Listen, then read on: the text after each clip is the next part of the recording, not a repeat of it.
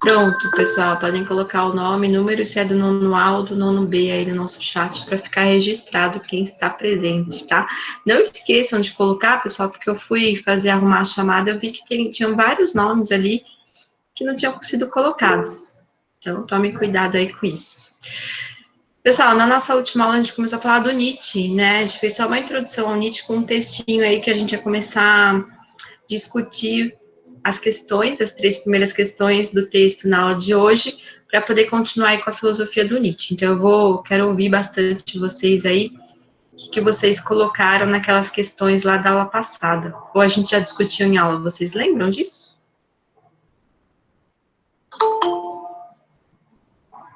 Acho que a gente discutiu algumas das questões. Obrigada. Eu vou começar a compartilhar com vocês aí um material que eu já coloquei para vocês lá no Google Class. Então, se vocês preferem ter o material aí do ladinho de vocês, fica mais fácil. Então, na aula passada, a gente leu um texto e também tinha a imagem da Frida Kahlo, né? E tinham 3 questões, 3 ou 4 questõezinhas que a gente estava discutindo. A gente só vai finalizar ela para poder entrar dentro da filosofia do Nietzsche, beleza? Turma, não estou vendo vocês. Então, se alguém tiver alguma dúvida, pare e pergunta. Pode interromper aí a hora que vocês quiserem, né? Então, primeiro, a gente já tinha discutido a relação do sujeito poético com o texto, que é um sujeito que ele quer a vida aqui agora, no presente, e não projetar os seus desejos para um futuro que nunca chega, né? A segunda questão, eu também lembro que a gente já tinha discutido, que era como que você interpreta o trecho que ele fala, ira cruel da natureza, que às vezes acontecem fatos inesperados na nossa vida e a gente tem que saber lidar com tudo isso, saindo, né, com novas perspectivas, novas possibilidades. Também essa terceira questão, eu lembro que a gente discutiu, porque eu lembro que alguns alunos se colocaram, o Vitor também falou nessa questão, sobre a diferença entre racionalidade e embriaguez.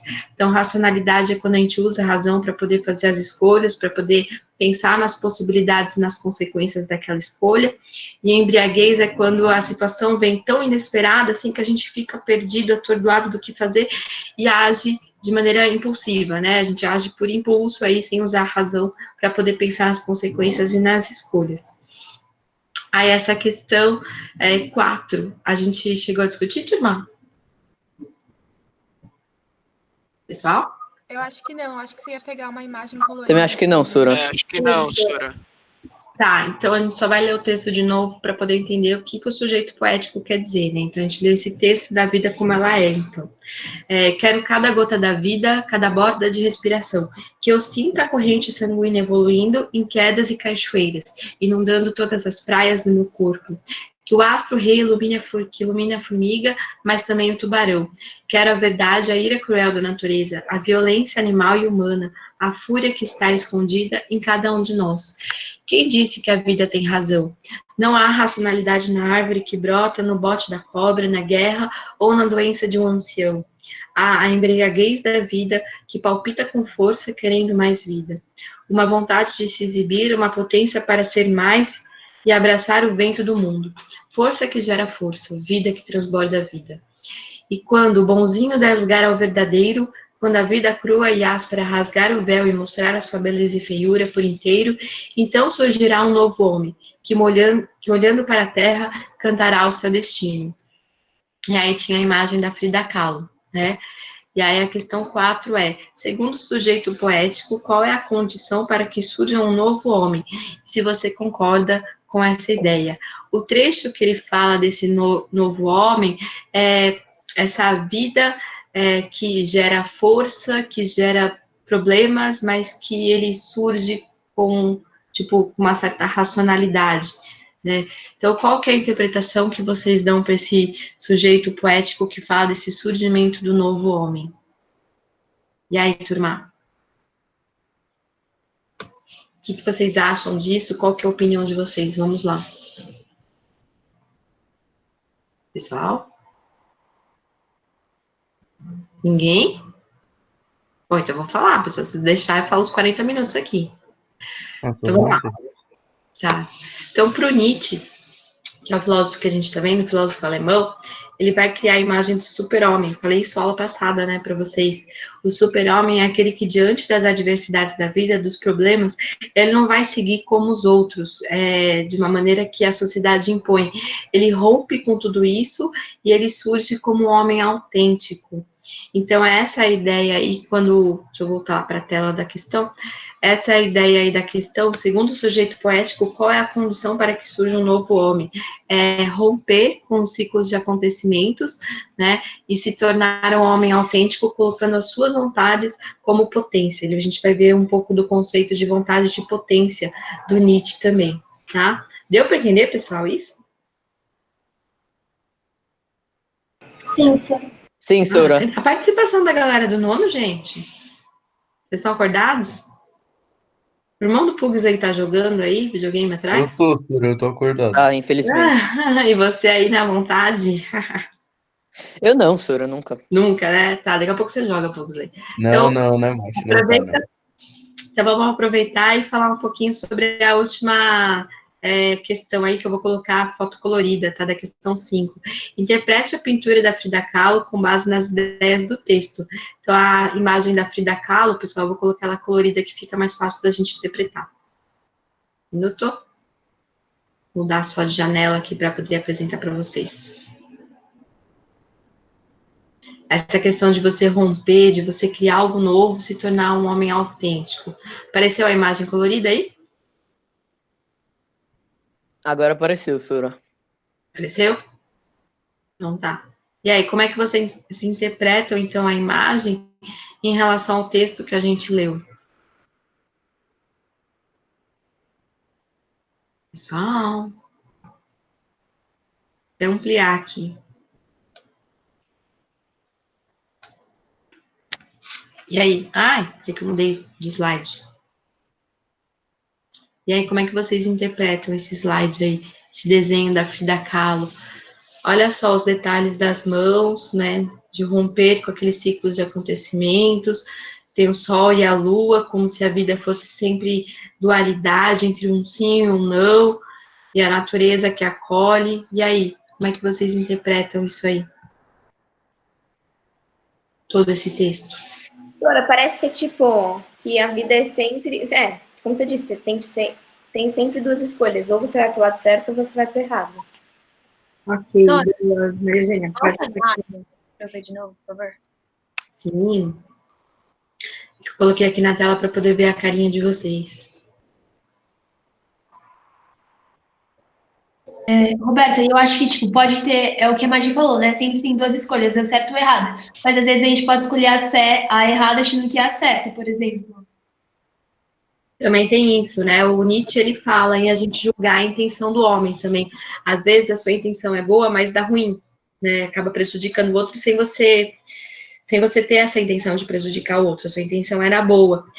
O Nietzsche fala isso, só que os outros filósofos que vão trabalhar mais com as questões dos direitos, né, voltado para a questão de jurisdição mesmo, fala que a gente não pode julgar a intenção, a gente só pode julgar a consequência. Porque a intenção Sora, tem que voltar. também pode acontecer de ter se o cara fazer um ato ruim, assim, mas que termina num final bom pra ele ou pras pessoas dele, assim. Dá um exemplo, Mate. Tipo, sei lá. Pode ser também. Tipo, o cara faz algo ruim, mas aí depois no final torna bom, assim. Bom, tudo bem, concordo com você, Mate. Então, para o Nietzsche, a gente pode julgar a intenção. Para os próximos filósofos que a gente vai ver, não, tá? Por que a gente pode julgar a intenção para o Nietzsche? Porque a intenção também faz parte da vontade, aquela vontade de potência, de você agir no mundo. Então, a sua vontade pode ter sido boa ou ruim, só que a gente só vai poder julgar ali a consequência, né? A gente não tem como jogar uma vontade, entendeu? Para o Nietzsche, sim. Para os outros, não. Catarina, você pediu para voltar para a imagem. Você viu alguma coisa diferente? Não. Não? Não tô conseguindo ver direito, Sora, juro. Não entendi. Tá, a Maria Eugênia colocou um ponto bacana aí sobre a questão da imagem, né? Que a vida é feita de escolhas entre o sim ou não. Tem a lua e tem o sol, tem a mão negra e a mão branca, mas todas essas escolhas, sejam um sim ou não, abraçam, né? Acolhem as nossas vontades, que é aquilo que o homem quer se tornar, entendeu? É ele que escolhe quem ele quer se tornar. Seria essa vontade de potência, fazendo ele realizar no mundo aquilo que ele quer ser, Entendeu, Catarina? Entendi. Beleza. Eu Mas, não sei, eu não sei se tem a ver, mas, tipo, essa coisa da natureza quer dizer que, tipo, não é a gente que escolhe as opções? Ou, tipo, as opções também são geradas conforme as outras escolhas que a gente fez? a gente que escolhe reinar, mas elas são geradas conforme as escolhas que a gente faz. E é bacana você falar na questão de gerar é nascer, né? Um novo nascimento. E essa imagem da Frida Kahlo me lembra muito também uma mãe que gera, porque ela colhe, né? Ela colhe, tá no colo dela, literalmente. Então, toda escolha que a gente faz gera uma nova possibilidade de escolha também. Mas a escolha sempre, para o Nietzsche, sempre parte da gente, tá? Mais alguma dúvida, turma? Não? Então, aí já voltar para o texto que está lá também no Google Class para vocês, para poder continuar aí com a filosofia do Nietzsche, que é a parte da filosofia que vai cair na nossa provinha. A gente vai fazer uma provinha diferenciada aí via EAD, tá? Então, para o Nietzsche, a gente tem uma necessidade de um novo ser humano. O Nietzsche vai fazer uma crítica ali à modernidade que ele está vivendo, falando que os homens seguem muito a sociedade, seguem muito aquilo que é imposto, sem pensar naquilo que nós somos, naquilo que nós estamos nos tornando. E isso faz com que os homens não sejam autênticos, não pensem por si mesmos. Então, a gente vai entender um pouquinho essa crítica que o Nietzsche constrói. Para entender isso, a gente vai ler junto o texto e vai discutindo. Então, vocês podem parar e perguntar aí o momento que vocês quiserem, tá? Principalmente os meus queridinhos que sempre participam. Então, Rainá, o Vitor tem participado bastante, Catarina, a Manu também, né? A Catarina participa questionando. Então, por favor aí, galera. Então, a necessidade de um novo ser humano. A declaração do filósofo Friedrich Nietzsche, transcrita a seguir, revela muito sobre a sua filosofia. Qual que é essa fala dele? Eu encontrei em todas as coisas esta certeza feliz. Elas preferem dançar sobre os pés do acaso. Então, a gente falou um pouquinho o que era o acaso e o que era o determinismo em outras aulas, né? Então, por que será que para o Nietzsche a gente prefere dançar sobre os pés do acaso? É não ter certeza nenhuma. Né? Quando a gente dá uma certeza na nossa vida já fica pronta, acabada. E para o Nietzsche, o interessante da vida é exatamente não ter certezas, e a gente partir das nossas escolhas e possibilidades, e a cada dia ter a possibilidade de se tornar um homem novo, uma pessoa diferente daquilo que você era. Tá? Então, essa seria a ideia da filosofia do Nietzsche. Então, essa frase sintetiza o pensamento defendido por Nietzsche a respeito do mundo e da vida. Assim como Schopenhauer é um filósofo anterior a Nietzsche, vou falar dele já já. Nietzsche defendeu que não existe nenhuma ordem ou razão no mundo determinando os acontecimentos. E olha só que chatice, se tivesse uma ordem ou uma razão no mundo que determina os acontecimentos, a gente já ia ter certeza do que a Rainha seria, o que ela se tornaria, o que a Manu seria e o que a Manu se tornaria. E aí não daria possibilidade de novos, de pensamento, de elas usarem a liberdade de quem elas querem ser. Então, é essa crítica aí que o Nietzsche faz, tá? A vida para o Nietzsche é irracionalidade. Ela não se desenvolve de maneira progressiva e ordenada, certinha. Não tem um objetivo ou finalidade. A vida simplesmente é. Então, a vida se apresenta ao acaso com toda a sua força e trágica realidade. A vida é luta, incerteza e afirmação. Algumas vezes é dor e sofrimento, outras é alegria, paixão e amor. E ele também constrói uma crítica para aqueles que falam que a vida é só alegria, que a vida só tem o seu lado bom. E que não, que a vida também tem o seu lado de sofrimento. E é exatamente o que faz construir quem nós somos, né? Esse dualismo. Acho que uma das meninas, eu não me lembro exatamente qual agora, falou que a gente não valorizaria, acho que foi a Manu, a parte da alegria, da paixão, a parte boa, se não fosse a parte ruim. E é exatamente isso para o Nietzsche. A gente só consegue valorizar a alegria porque a gente sabe que na tristeza a gente encontra a dor, tá? Então, mesmo que tenha refletido sobre a realidade trágica da vida, o filósofo Nietzsche a exaltou e aceitou em sua totalidade, independente das adversidades enfrentadas pelo ser humano. Por isso ele criticava severamente a tradição filosófica e o cristianismo, porque o cristianismo só coloca a parte da dor, você tem que se humilhar, você tem que seguir uma moralidade cristã, cristianismo medieval, tá? Você tem que seguir uma tradição cristã, uma moralidade cristã, para poder lá no futuro alcançar uma vida eterna apenas na morte. E isso ele vai criticar, ele fala que você tem que ser feliz aqui e agora também, tá? Então, ele vai fazer essa crítica à tradição filosófica e o cristianismo, que julgavam irem contra a vida real. Tudo só acontecia depois da morte. Os cristãos, os racionalistas e os idealistas, segundo Nietzsche, criavam sistemas baseados em realidades metafísicas que existiriam separadas desse nosso mundo real. E o mundo real é o que a gente tem, é o agora. Então, é a partir daqui que a gente tem que construir quem a gente quer ser. Dessa maneira, o filósofo alemão combatia qualquer pensamento que fugisse ou negasse a vida terrena e o mundo concreto. Ele só acreditava no agora. Para Nietzsche, os valores humanos se desenvolveram amparados nesse tipo de pensamento, que nega o agora, né? Tudo a gente coloca lá no futuro ou em um Deus. Por isso, ele defendia a inversão de todos os valores e a constituição de uma nova humanidade. Nietzsche se considerava um filósofo à frente do seu tempo, responsável por anunciar a necessidade de um novo homem, que é o super-homem, a ideia de super-homem, e que não tem nada a ver com a ideia de super-homem americano, tá, pessoal? Nietzsche escreve isso muito antes de surgir a ideia de super-homem americano, e que surge com a quebra da Bolsa de Nova York lá na década de 20, né, em 1929, na verdade, que eles criam um personagem, um super-homem com as cores da bandeira americana, que iria salvar os Estados Unidos da crise. Então, não tem nada a ver com o super-homem de Nietzsche com o super-homem americano. Esse super-homem de Nietzsche, ele ultrapassa esses valores que eram considerados falidos pelo Nietzsche, que eram valores que tinham raiz ali na filosofia medieval, na época medieval e no cristianismo, que era a questão de humilhação, de você ter dor e sofrimento, mas que você só encontraria a felicidade naquela vida eterna, quando você encontrasse com Deus na vida pós-morte aí. Deu para entender essa parte, turma? O que vocês acham disso? Qual que é a opinião de vocês aí? O que vocês acharam até agora do filósofo Nietzsche aí?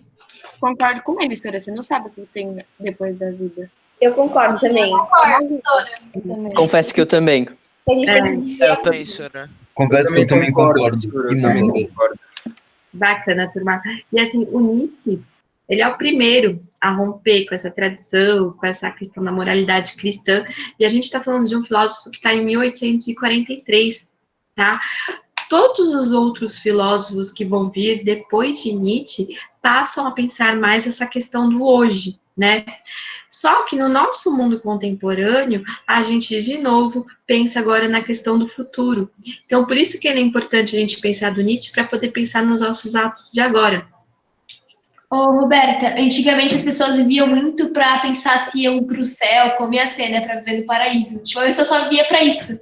Antigamente, elas não viviam pra, tipo, fazer o bem, assim, elas queriam fazer o bem pra poder, num futurão, né, pós a morte, você poder viver bem. Tipo, você nem sabe como você vai. Não, ainda por cima, elas faziam um monte de coisa aqui na Terra, né, pra ir pro céu, essa Terra prometida, e na verdade ela nem sabe se isso existe, né? Então elas acabam desperdiçando a vida delas de uma forma que elas não sabem se é real. Exatamente, Isso Catarina. acontece até hoje também, né? Porque tem gente que só pensa no futuro, o que você vai ser quando você vai crescer, quanto dinheiro você vai ter, não pensa na vida. Senhora, mas tem que pensar um pouco nos dois, né? Porque, tipo, senão, se você deixar tudo só pra, tipo, viver agora, assim, no futuro, você vai acabar se ferrando, talvez. dependendo da situação. Futuros, Mas tem os dois pontos. Por que eu acho legal trazer o Nietzsche para vocês, né? Primeiro porque a gente está numa sociedade que a gente projeta tudo muito para o futuro, né? E projetar tudo muito para o futuro, tipo, eu vou ter uma boa profissão, eu vou ser rico, eu vou ter minhas conquistas profissionais, gera uma certa angústia, uma certa ansiedade no presente. Então, foi o que o Matheus falou, tem que saber balancear. Claro que muitas das nossas escolhas vão influenciar diretamente no nosso futuro, né? Mas a gente não pode esquecer também de viver o aqui e o agora. E dentro daquilo que a Rainá colocou e que a Catarina colocou, eu também concordo muito com elas, né? Que não é fazer o bem pensando numa vida, sim, eterna junto a Deus no futuro. É fazer o bem porque o bem é o certo. Simples assim. Porque é o certo a se fazer agora no momento, e não pensando na questão do futuro, né? E isso o Nietzsche vai criticar muito também sobre as questões das pessoas que frequentam uma certa religião, mas que são hipócritas. Então, elas vão nos cultos e nas missas, mas logo depois do culto e da missa já sai falando mal daquela pessoa que estava sentada do lado dela, sabe? Ele vai fazer uma crítica também às pessoas que são religiosas e que são hipócritas. O Nietzsche, ele não é ateu. Ele não coloca em questão a existência de um Deus bom, tal, nada disso. Mas ele coloca em questão essas pessoas que são hipócritas e que só agem fazendo bem para um futuro prometido. E que toda a nossa vida é voltada para esse futuro, tá? Então, tem uma cena dentro de um livro que ele escreve chamado Assim Falou Zaratustra, que esse personagem, Zaratustra, entra no mercado de Veneza gritando que Deus está morto. Ele fala, Deus está morto, nós o matamos. Né? Por que nós o matamos? Porque ele fala que tantas pessoas falarem de Deus, que tantas religiões falarem de Deus e são interpretações humanas, a verdadeira essência de Deus, que seria ser um Deus bom, se perdeu. Agora as pessoas matam em nome de um Deus. Só que, poxa, se Deus, na sua essência, é bom, por que matar em nome de um Deus? Então, ele fala que os homens mesmo mataram a essência de um Deus bom. Tá? E faz uma crítica às pessoas religiosas, mas não à existência de um Deus. Tudo bem? Então, só para pode falar. É que tem gente que faz tipo, muita coisa errada e coloca a culpa em Deus. Tipo, Deus pediu. Sim. Deus vai gostar. Tipo, é muito ridículo. Tipo, você pode acreditar. Tipo, eu acredito. Muita gente acredita. Mas, tipo, você não pode justificar seus atos porque, tipo, Deus fez alguma coisa. Exatamente. Hoje em dia, a gente pode ler até mesmo em reportagens ou entrevistas, tem pessoas que falam em nome de Deus em relação à política. Gente, o que tem a ver uma coisa com a outra, né? Ou assim, sabe, assim, não tem o menor sentido, porque política é uma criação humana, né? E Deus e as interpretações religiosas que a gente dá também é humano. Então, a verdadeira essência de Deus é ser bom. Pronto, acabou. Né? Agora, as outras interpretações que dá foram os homens. E dentro de tantas interpretações que a gente foi dando ao longo da história, a gente matou aquela verdadeira ideia de um Deus bom, que seria a essência divina. Deu para entender, pessoal, a crítica que ele faz? Ok? Sim, sim. Então, continuando aí, eu coloquei uma foto, Nietzsche, ele é famoso por conta desse bigode enorme mesmo que ele tinha. Então, ele nasceu em 1844 na Alemanha e morreu em 1900. Ele estudou na Universidade de Bonn, em Leipzig, na Alemanha, as duas, tá? E foi um crítico severo da moral, né, da religião e do pensamento filosófico dominante no século XIX. Ele foi crítico da religião e não de Deus, tá? Segundo ele, os valores da cultura ocidental forçavam o ser humano a viver sem criatividade e a negar os seus princípios vitais. Então, essa moralidade cristã que vinha desde a Idade Média acabava fazendo com que o homem fechasse em si mesmo, né, que foi o que vocês colocaram aí. E as principais obras dele, que a gente vai falar bastante aí nas aulas, é o Assim Falava Zaratustra, que é bem interessante, é uma obra, na verdade, literária. Zaratustra é um personagem que exerce na vida a filosofia do Nietzsche, né? Então, é um personagem de uma obra literária que faz e que provoca os outros com essa filosofia do Nietzsche. A gente chama a filosofia do Nietzsche de filosofia do martelo, porque ele dá umas marteladas, assim, para você acordar mesmo para a vida. Uma outra obra dele importante é Esse Homo, que ele vai pensar sobre a questão da existência do homem, a Gaia Ciência, o Anticristo no sentido de criticar o cristianismo como religião, tá? E não Anticristo no sentido de criticar a Deus. E também um outro texto que trabalha muito a questão da ética e da moral, que vocês já colocaram sem conhecer aí a obra de Nietzsche, que se chama Além do Bem e do Mal, né? Então, a gente sempre divide as coisas entre bem e o mal. Só que quem faz essa divisão são os próprios homens. E a gente faz essa divisão a partir daquela moralidade cristã que constitui todo homem ocidental. Então, quem disse que o bem é realmente bem e que o mal é realmente mal? Será que não tem outra saída? Né? O próprio Pugsley colocou, falando que a intenção poderia ser ruim, mas deu certo. Deu certo o resultado. Mas quem disse que aquilo que era ruim é realmente ruim e o que o certo é realmente certo? O Nietzsche faz uma crítica aos homens que estabelecem o que é a verdade e o que é o erro, né? E o homem pode errar também. Então, ele coloca essa questão aí. Então, continuando aí, pouquinho com o Nietzsche, ele vai fazer uma crítica ao racionalismo também, a esse uso da razão, que a partir do momento que os homens percebem que a gente pode produzir ciência e dominar a natureza, o homem também percebe que ele pode dominar o outro homem. E é dominando o outro homem que a gente acaba limitando as possibilidades de escolha e a liberdade do próprio homem, tá? Deixa eu só ver aqui o chat, alguém colocou alguma coisa.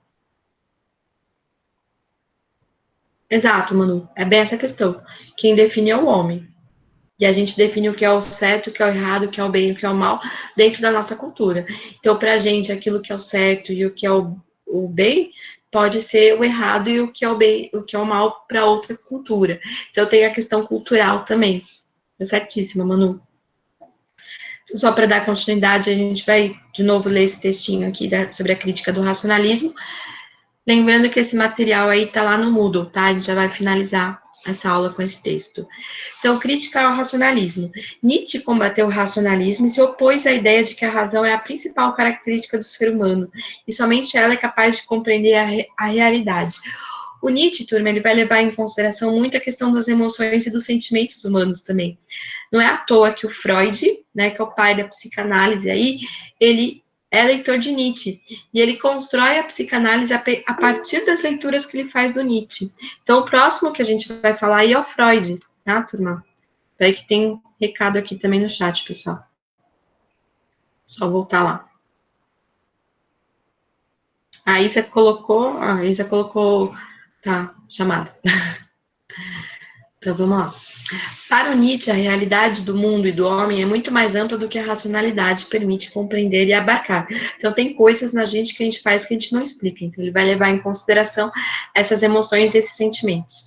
Então, tentar reduzir o homem só à razão, tentar explicar o que é razão e critérios racionais, é empobrecer exatamente aquilo que o homem é. O homem, ele é assim, um ser extremamente fantástico, e cada um tem a sua definição diferente um dos outros, né? Então, tentar definir o homem de uma maneira universal é exatamente eliminar aquilo que a gente tem de mais especial em nossa vida, que são as emoções, são os sentimentos e a nossa subjetividade. O que é subjetividade? É a maneira de ser de cada um, diferente um do outro, tá?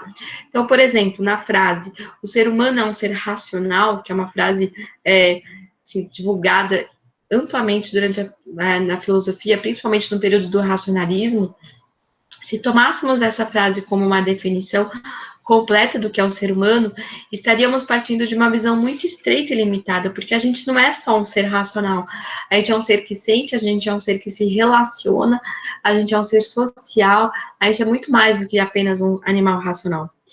Então, também são atributos humanos a emoções, o sentimento, o desejo, o corpo, uma quantidade quase infinita de manifestações e possibilidades. Para o Nietzsche, o ser humano é essencialmente uma força instintiva e suas manifestações inconscientes são muito mais poderosas do que as manifestações conscientes ou racionais. O Nietzsche, dentro da história da filosofia, ele é o primeiro a levar em consideração esse inconsciente do ser humano.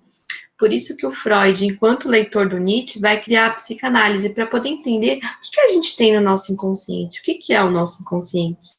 E se é inconsciente, como conhecer conscientemente esse inconsciente daquilo que nós somos, tá? Então, Nietzsche acusou o pensamento racional de abandonar a sabedoria instintiva e de pretender, mais do que compreender o mundo, corrigir o homem do seu próprio ponto de vista. Então, a ideia dos racionalistas para o Nietzsche é fazer uma correção do homem que usa os seus instintos. Mas os instintos, as emoções, os sentimentos fazem parte da gente também.